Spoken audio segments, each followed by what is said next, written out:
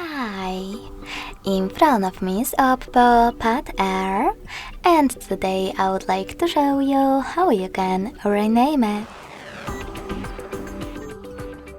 First of all, go into settings and scroll all the way down to access About Device.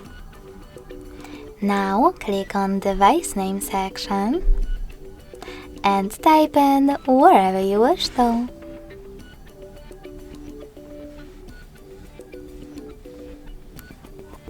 When you're ready, tap on Save in the pop-up.